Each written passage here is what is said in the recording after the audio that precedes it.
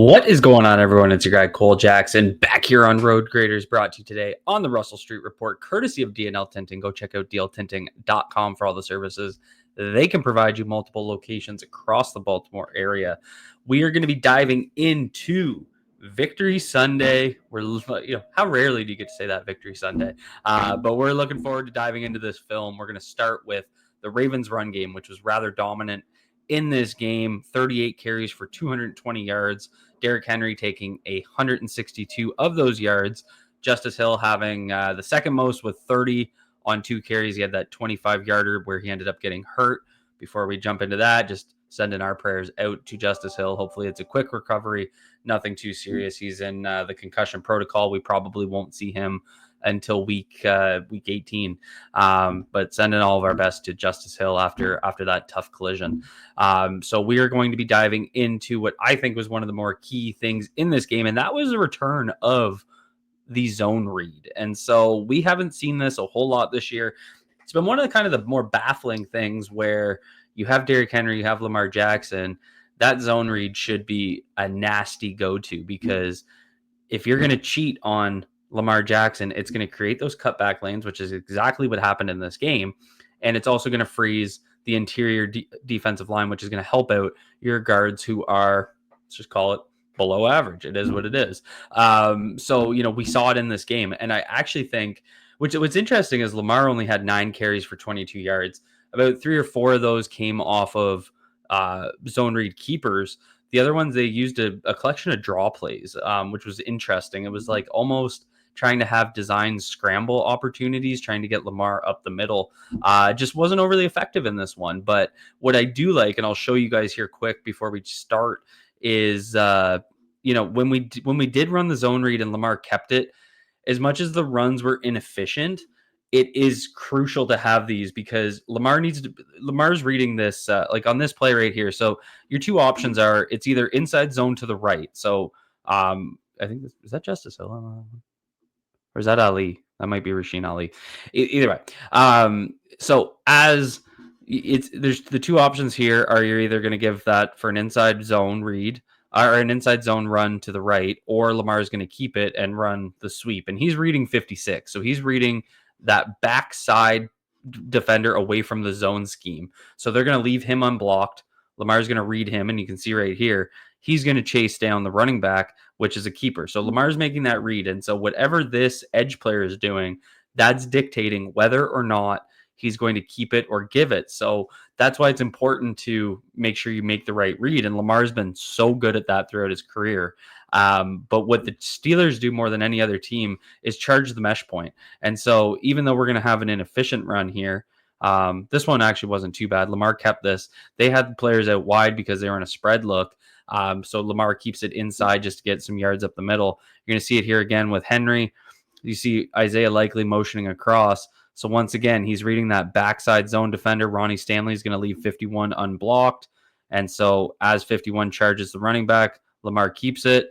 Isaiah Likely just doesn't make his block. Minka makes a good tackle. So that is critical to me, is Lamar making the right read, because that's what puts defenses in such a bind. And as we'll see when we get through these plays, they're not all obviously zone reads, but a number of them are. And that's really what led this rushing attack. And Derrick Henry getting 162 yards on the ground was a big reason why. So let's get into those runs now. So once again, we're going to start right off here with the zone read. So TJ Watt's going to be the read man. They're going to motion Isaiah Likely out. And so what they do here, which was a little bit of a twist that I haven't seen a whole lot of, they're going to actually pin and run almost a trap with Daniel Falele and Roger Rosengarten. So Falele is going to step up and seal that inside shoulder of the 3-tech, and Rosengarten is going to pull around him inside the A-gap. So right there, so that's going on. And what they're trying to do is pull him into the strong side linebacker if Henry keeps it, and it opens up that cutback. So as you can see right here, TJ Watt charging that mesh point. He's going to work upfield directly at Lamar Jackson. 100% the correct decision to give it. Takes TJ Watt out of this play. Rosengarten gets over there, makes contact on the pull, just doesn't sustain his block. If he's able to sustain that block, because heck of a cut here. This is what Derrick Henry does so good. Things stack up. Daniel Falele makes a good backside block, maintaining that leverage. And then Rosengarten just isn't able to maintain his block so that we can get Derrick Henry into Minkah Fitzpatrick, because that's really when you get Derrick Henry one-on-one versus safeties and those third level defenders, that's when he's at his absolute best. Here we're going to get an old-fashioned counter on the second run play. Love this. What I wanted to see out of them was either, running inside zone downhill out of the pistol, out of shotgun, or getting into some of these heavy formations and running it, up the A gap, whether it was ISO lead, getting a little bit away from power. This is kind of a variation of power. So they're going to motion Patrick Ricard to that side. And you can see right there what makes this play work so well. As soon as Ricard motions, watch Patrick Queen in number 50. So the two linebackers, they're going to motion to that. And you can see Queen step up over top of the tight end. And you can see in the backfield, little counter step from Henry, and he's going to take this to the backside behind the pullers. Falele and Rosengarten both pull. Rosengarten hits his block on that pull there, and good pins there from the play side O line. Easy getting him into that second level, into that third level even. I think that one went for 12. So that's really what is so effective. Now we get into 3 straight runs, and these are chronological in the game. So they get 3 runs of 11, 12, and 9, all on read plays. And this is where people are saying, Henry's taking the pressure off Lamar. Watch how they play this, because Lamar's taking the pressure off of Henry. He's making the defense is so focused on charging that mesh point, taking Lamar Jackson's legs out of this game, that it creates these running holes for Derrick Henry. And this is why not using this play so consistently throughout the season has been such a miss. One of the rare misses from Todd Monken this year. So we start here. We start with a zone read. There it is. There's that likely pull that he's become so famous for this year. Sorry, didn't mean to hit pause. So let's run it through, come back and look. Derrick Henry's going to keep it, and he's just going to press that front side. But what works so well here is, again, you're going to get right there. See that edge player? He's going to take that step towards Lamar, take Lamar's legs out of it, and that exploits some of these back cuts. And so Henry is reading 50 here. So he could have cut this all the way outside to the left of Rosengarten, so to the wide side of the field. But he's basically trying to play peekaboo with 50. And so he sees 50 start to jump there, and that's why he keeps it inside his blockers and just runs through. And that's what Henry is so good at, setting up his blockers, making cuts off of them. But that edge defender peeling to Lamar is going to happen again here. This one's going to be I called it a trap read, because you get trap blocks here from the inside. You can see right there they have two trap blocks. It almost looks like trap and wham, but it's a read play. See right there, Lamar's going to do that again. And there's that edge defender cheating up on Lamar, charging that mesh point. And what that does right there, Derrick Henry cuts that back right in between the linebacker and the read man. So again, that backside read man, Stanley leaves him alone. 91's empty, but he's so focused on Lamar, creates that cutback lane. Once again, getting Derrick Henry into that third level. That was a gain of 12, and now we get a gain of 9 off the zone read again. Bring in Andrews, but we're going to leave 51 unblocked.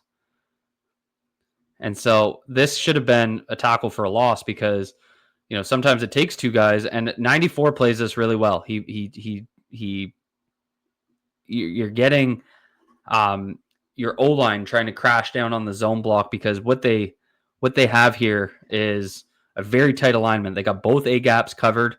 They got a B gap covered on the backside. And so that's why you're going to see Rosengarten take such a strong step, because he has to get to that inside shoulder. Falele has to get to that inside shoulder. Linderbaum to the outside shoulder.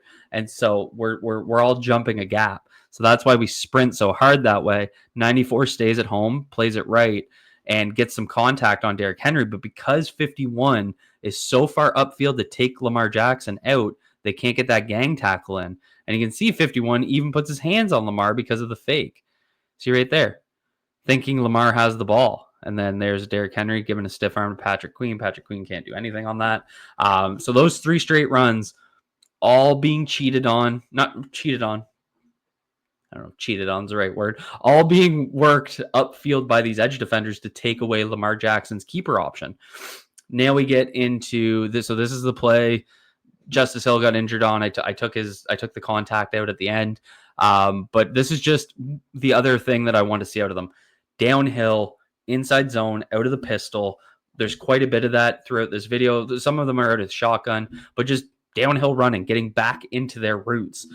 So if it's not going to be those zone options, and this is why this is so important, you have to mix in the zone read with just your staple zone runs. And what I think has happened is Todd Monken's got away from that a little bit. He's gone into a lot of gap runs, power, those slow pulling counters, things that I just don't think work well for this O-line. I think we got to get them upfield moving and using this as kind of your jab. And then what that allows you to do is use the zone read and really play with defenders' minds, because every time, and you'll see here, so this isn't a read, right? This is just a zone handoff. Nothing crazy about it.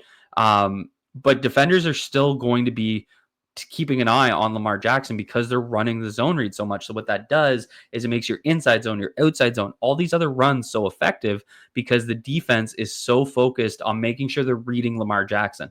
So mixing in zone read with inside zone out of these pistol looks is so critical to me.